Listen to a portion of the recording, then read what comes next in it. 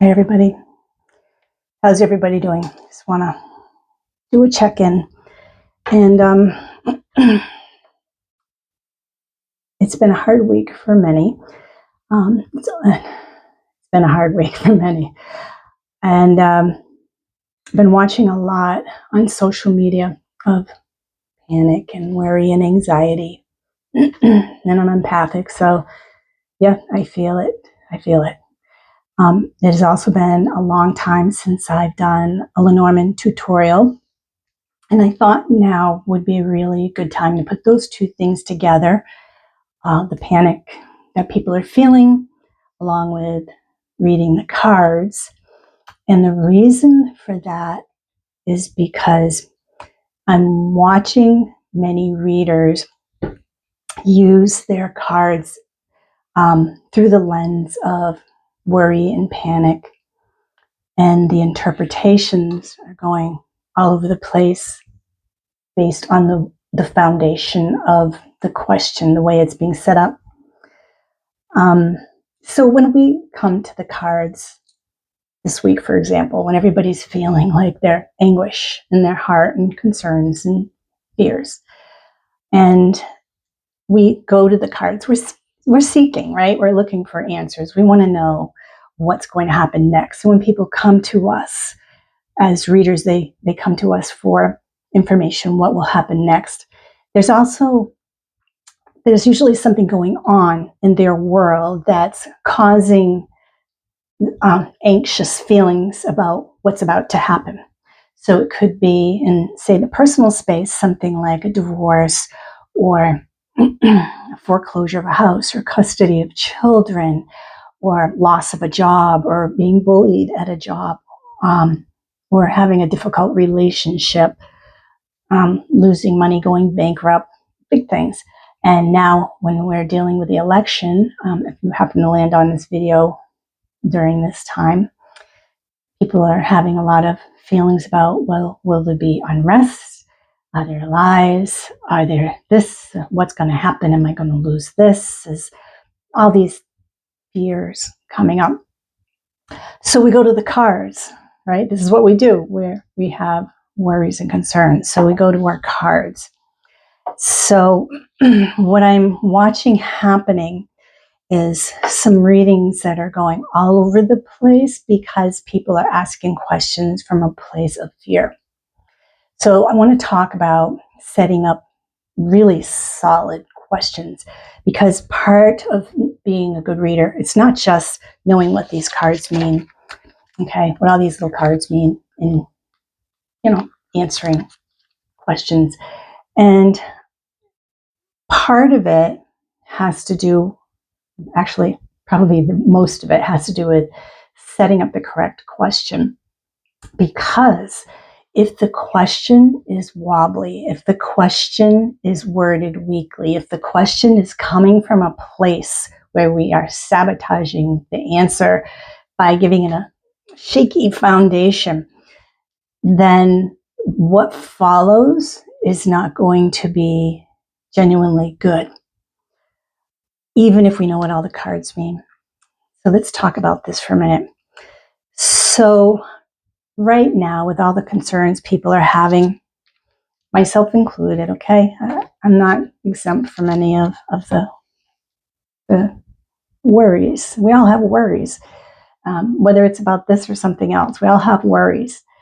I think what we need to do is really take a closer look at the questions we're asking. And especially, I'm going to be using this video as a Lenormand tutorial, but it applies to many, many oracles. I happen to think that it applies most strongly to Lenormand because, well, the thing I love about Lenormand is that it's very distinct in that there are positive cards, very distinctly very positive cards. These are like yes cards, okay? They're leaning toward rising, a slope, getting better. And then there's cards that are distinctly negative, and they flavor things toward breaking, stopping, making things go more downward in trajectory. And then there are middle ones that are in between. These are our neutral cards. And they don't have a positive or negative. They're flat. Okay, so they don't tell us yes or no, but they do give us details. They give remarkable details, but they are colored and flavored by the yes nos around them about what will happen with the details. Okay, so I'll be using for this video a very beautiful Lenormand deck called the Extended Lenormand. It's available on Etsy. This is called the Green Edition. And I think it's called that because the backs are green. But they look like watercolors, and I just love this very beautiful, serene look that they have, almost dreamlike. And what I've done, and this is what I invite you to do, is to divide your deck into 3 piles. Go through them card by card. Make a pile of positives, which I've done here. Make a pile of negatives, which I've also done. And then in the middle, put your neutrals, the cards that tend not to have positive or negative meaning. Now, this may be flavored by the system that you use. So for example, I'll start with, this is my neutral pile. Birds for me is just discussions, very small meetings, talk. It doesn't have a positive or negative until you see what's around it and you see if it's good talk, bad talk, good meetings, bad meetings. However, if you read certain other systems, this may be anxiety, so then it would lean more toward the negative card, okay? So same thing here, we've got ship. This is movement for me, or commerce, or foreign agency, foreign something, a vehicle. But it, to me, is tends to be more neutral until I see what's around it, and it tells me more about it. The book, same thing, the unknown or education, learning something or what needs to be learned.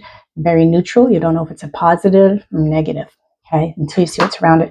Loyalty in relationship readings is considered a good thing for many people, but we don't know if there is loyalty or not. So I always look around it to see whether the loyalty is there or not. So this is the thing, and the things around it will tell me about whether it's there or being brought down. Okay, same thing with control, management, boss, that sort of thing. This can, in some, like the method of distance, have a side with jealousy.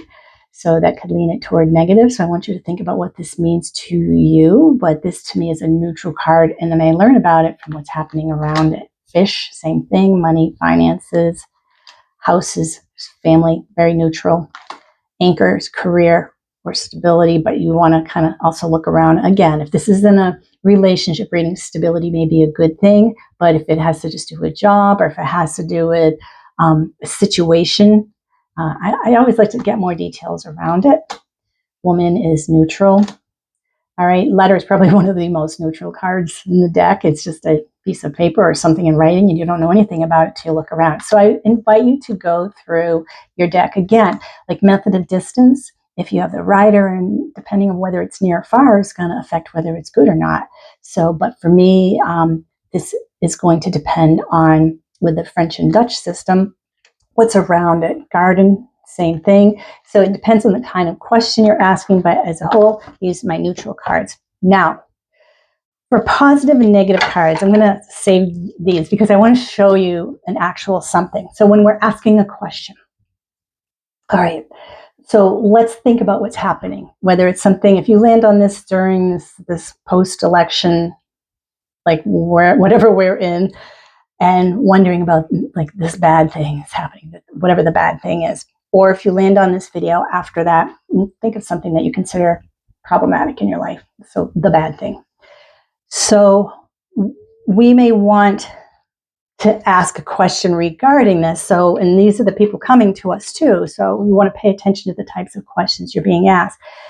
Now I want to ask, oh my gosh, is this bad thing going to happen? Whatever that bad thing may be, whether it's unrest, is it going to be war, is something going to be taken away from me, whatever the bad thing is to you, okay? Think of, will this bad thing happen? Okay. First of all, let's go to the positive cards. So, will this bad thing happen? Key. That's the most important card in the deck, and something's going to be unlocked and something. So you may automatically go to like this bad thing. Okay, flowers, heart, and lily. These are very peaceful cards, so I would hope that some people would not turn those into a bad thing. So I'm just going to put those three on pause for a minute. But if they see the sun, oh, they're going to get burned, something's going to be exposed, the bad thing is going to be out there. We're now projecting my fears onto the card stork.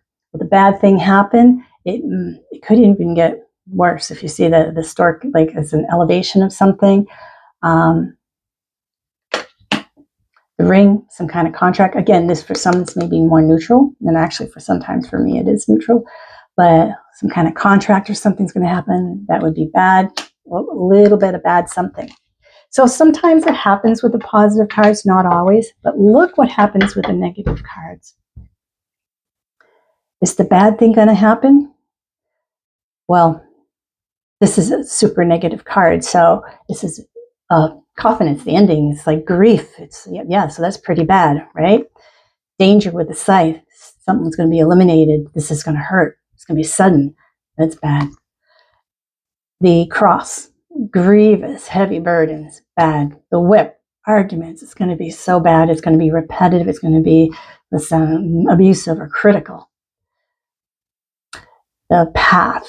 So division of factions. Somebody is going to like split things.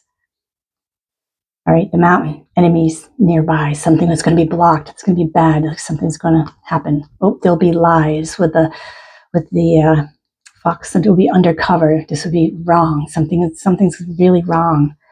Mice could be anxiety. It's going to be a theft. Something will be taken away. Something will be brought down. All right. There'll be lack of understanding. There'll be a smoke screen. Okay. So these are all bad things. Problems with the snake. Yep. It'll be a problem. It'll bite. So all those things are bad.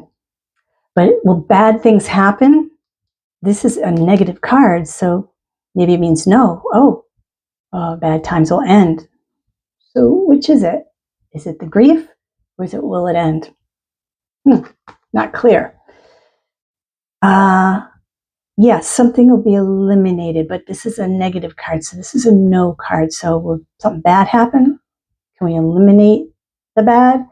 Can we make clarity of this? This is very unclear. So the negative cards are going to mean no and yes. They'll be bad, but they also could be good. So if you ask someone asks a question, let's go to a different question. Will we break up? Okay, we get a divorce. Will I be fired from the job? Those are all endings. This is an ending. So I would be like, yeah, it could be. Or it's also a no card, because if you get the we break up, and then you get the sun card, wherever I happen to put the sun card, here it is. Will we break up? Yes. Oh, but that also means things will be okay. It'll be sunny. It'll be good. It means both yes and no. And the reason for that is because the question was asked in a way that was negatively biased, a bias toward fear, and so we project onto it. And it's just they're meant to be the positive cards give us a yes, the negative cards give us a no. But if we're asking a card that can go both ways, we're not allowing them to speak in the language that works best for them. So here's what you do. So the wishy-washy, is it yes or is it no with those negative cards, and then trying to project our biases onto the positive cards. Let's talk about how to eliminate that. So as readers, the question is the most important way to start your reading. It's the foundation. It's the concrete which you pour the house into. And if the foundation is crumbly, things are going to implode. And sometimes it takes asking the question and putting the cards down to realize that that just happened. And that's okay. You can rewind, pull them back in, shuffle again, and reframe the question. But this is what you want to do. And I do have some videos in the past, short videos on this, where I called it flipping the question. And I'm going to talk today about that flipping of the question, but I want to talk about it as a little bit different. So I would like to talk about a little litmus test that you can do where... So a litmus test is something you can do to check the acidity or the alkaline level of soil or water, whatever. let's consider that positive or negative. You put your litmus test, your paper, and it tells you what it is. So the cards that we're going to choose are going to be your litmus test. So I want you to think of a card that you know is distinctly positive to you. Like for me, that would be the sun. That's like a really happy card. And a distinctly negative, a hard stop, a no for you. So my litmus test for that is the coffin. Okay, so what you want to do is in your mind when you're shuffling, first of all, keep those back here, the positive and negatives. Now, when you set up a question, it's really important to make sure that you don't negatively bias your question. You want to make sure it doesn't have those inherent endings in it. So you want to ask it in such a way that it's either the status quo, will things stay as they are? But if they're negative, that's going to be negatively biased. Or even like, for example, the question, if someone asks you, am I pregnant? Depends on whether they want it or not. That's a good or a negative question. So if you're the person asking the question and you fear pregnancy, it becomes negatively biased. So you may want to say like a different way of wording it that doesn't involve the fear thing in it. Okay?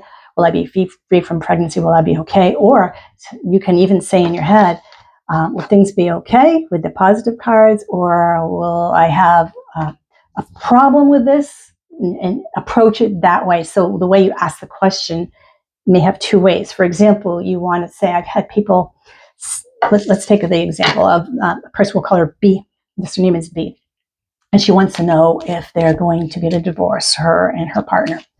So we're shuffling the cards and we're thinking of our question, kind of activating the cards, waking them up. And we're thinking of how we want to ask the question. And I know that the divorce has to do with something ending or negative. So I want to be careful. You could say, will they stay together? Will things like be okay? And then you ask the other half of it, or will there be an ending? And you can actually say that out loud to the person. So, but you're also thinking in your head while you're doing this, what will be your litmus cards? Will things be okay? Will things be all right? Or will things end or have a problem? So, and then you can take a look at what comes up that way. Now it's really clear what's going to be what. So you can read the cards as they are. I feel like as readers, we are interpreters. We're just interpreters. We're just explaining to the person what's there. And that comes from, where does it come from? Higher consciousness, our intellect, the divine, somewhere. Nobody knows for sure. That's something that is a belief system, and that varies among readers. But whatever it is, you want it to be we want to be clear conduits. We want to be a clear interpreter of that. So you're setting things up clean so that what comes through is going to be really clear. So while I'm asking the question, is B going to be okay? I'm taking this on one shoulder, like you have the angel on each shoulder. So is it going to be okay? Or are they going to have problems? Positive cards, negative cards. So these are my litmus card tests. So I know if I start seeing negatives, it's going to be a problem. Then it's super clear. If you only get neutral cards, you're going to have to pull more because they are giving you details, but they may not give you the yes, no. So don't feel bad if you're the type that only puts down 3 cards and you're like, I don't get it because I got man, woman, and letter, because that isn't an answer. Put down more. This is why I like using houses. There's more opportunity for positive, negative, and neutrals. And I pay really close attention to the first and the last card. Those are really important. There's a lot of other nuances in readings that make reading clear. But it's one of the things is you want to respect those positive, negatives, and neutrals so you can use them to their best advantage. When I have to use an oracle that doesn't have the positive, negatives, and neutrals, if they can go either way, they are really hard to use for yes, no. They tend to be more flip-floppy. So that's what I love about this system is it's so like clear cut and super accurate and it speaks to those things. So, and then you want to ask your question. So then if you're asking about these divorce and you get this, it's a problem. If you get this, maybe you can work toward a solution. Another thing with yes, no questions that's super important is whether it's for yourself or whether it's for a client, is yes, no questions can take away somebody's agency if you don't take the next step. So if you say no, for example, there's hopelessness to the situation and there's nothing I can do, it's fate, whatever. The future has malleability. We can adjust things. And we're looking at patterns and how things are likely to unfold. Sometimes to undo those patterns, it can be a lot of work and it can be hard. Sometimes we can do those hard things, and other times it just works against us. We feel like it's hard. It also takes more than one person to do things, and many things that involve, say, relationships or communities. So it involves the cooperation of the other person or people too, and we don't have control over them. We can't fix everything, people. We can control ourselves, and that's where our agency lies, and even that's hard to do sometimes, as you all know and I know.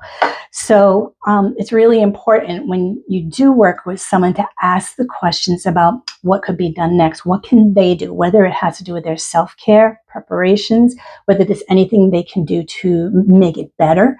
Is there something they can do to reverse something that they don't like to look at? Take a look at those things in the card, and also be careful with how you ask your questions and get your litmus test questions on either shoulder, okay?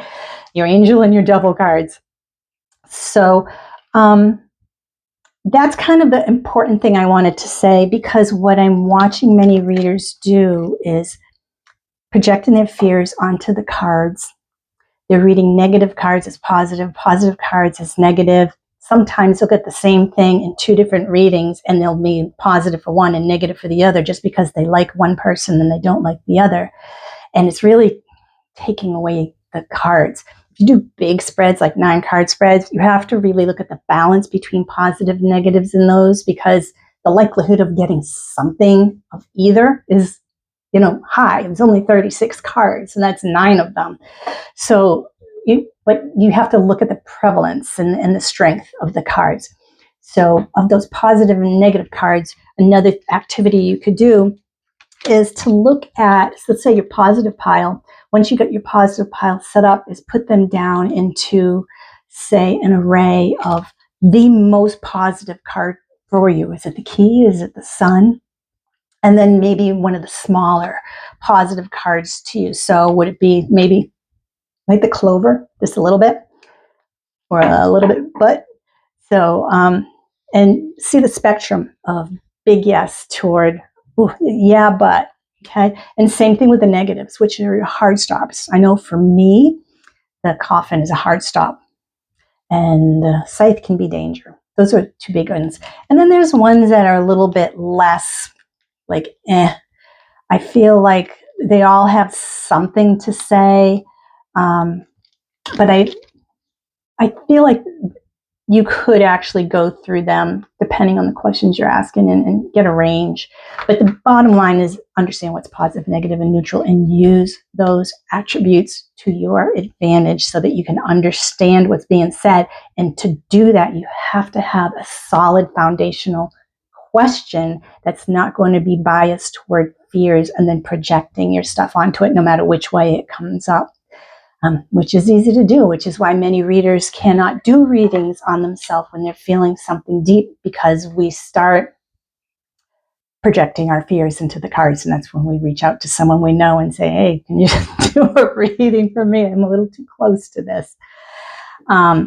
So I know these are hard times for so many of us. And I know many of us are going to our cards to try and find answers. And I just want to make sure that the answers that you're finding are as clear as possible, and that the right questions are being sussed out. Before assuming anything, ask first if it's the case. Okay. Why are they lying? Why did this happen? Why was that stolen? First ask, and then take it the next step. Okay, if that's your answer. But don't assume, because those could be fears being projected. Yeah, and that's about it. And I know, as hard as this is, and I know we've got some challenges ahead for us, that everything is on a pendulum. Things do go back and forth. If you even look at from president to president what happened, it's like Republican, Democrat, Republican, Democrat, Republican. It keeps going back and forth. And I know people fear change, but there are checks and balances, and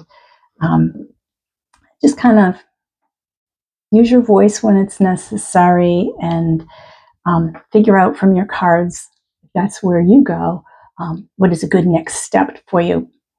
And yeah, I guess that's about it. I guess that's what I really want to say. If you want to learn more about flipping the question, you can go to YouTube and look up Donna Lay, Flipping the Question. There's several little videos there on it.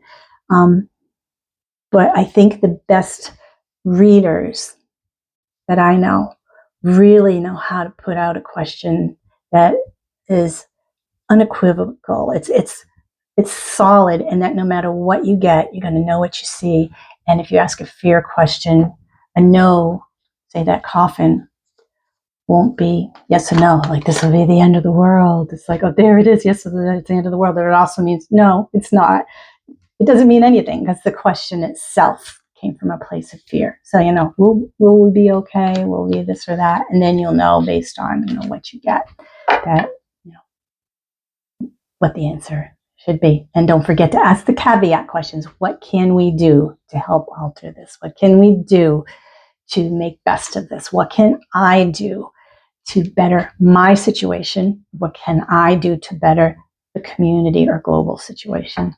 Okay, and those are different questions. They may sound similar, but they're very different. Okay, so I hope everybody takes a deep breath, and as we digest all this, and I hope this was helpful to you, and may your readings be clear, and may your week be gentle. You take care.